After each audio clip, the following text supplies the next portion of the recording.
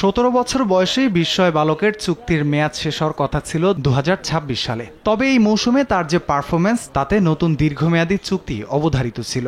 অনেক আলোচনা হয়েছে বিষয়টিকে নিয়ে। অবশেষে মঙ্গলবার বার্সেলোনা জানায় নতুন চুক্তি হয়ে গেছে ইয়ামালের সঙ্গে। এই চুক্তি অনুযায়ী 2031 সালের জুন পর্যন্ত বার্সেলোনায় থাকবেন ইয়ামাল। তখন তার বয়স হবে 23।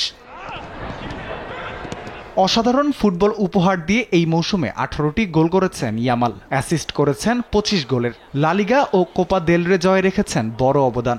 লেভানদস্কি ও রাফিনিয়ার সঙ্গে মিলিয়ে গড়েছেন দুর্দান্ত এক আক্রমণ ভাগ, যা মৌসুম জুড়ে আতঙ্ক ছড়িয়েছে প্রতিপক্ষের রক্ষণে।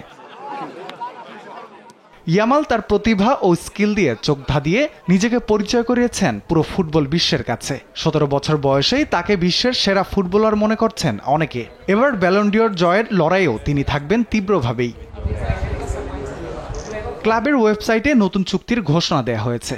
সামাজিক মাধ্যমে একটি ভিডিও প্রকাশ করে ক্যাপশন দেওয়া হয়েছে, লেটস ডান্স আনটিল 2031। তবে আনুষ্ঠানিক চুক্তির কোনো ছবি প্রকাশ করা হয়নি। আগামী 13 জুলাই তার 18 বছর পূর্তির দিনে চুক্তির আনুষ্ঠানিক রূপ প্রকাশ করা হতে পারে। তবে চুক্তি স্বাক্ষর হওয়ার পর স্থানীয় সংবাদ মাধ্যমে উঠে এসেছে ইয়ামালের দাদি এদিন উপস্থিত থাকতে পারেনি বলে আনুষ্ঠানিক কোনো ছবি তোলা হয়নি। তরুণ এই তারকার কাছে দাদির অবস্থান অনেক উঁচুতে। 13 জুলাই দাদি উপস্থিত থাকবেন বলেও ধারণা করা হচ্ছে।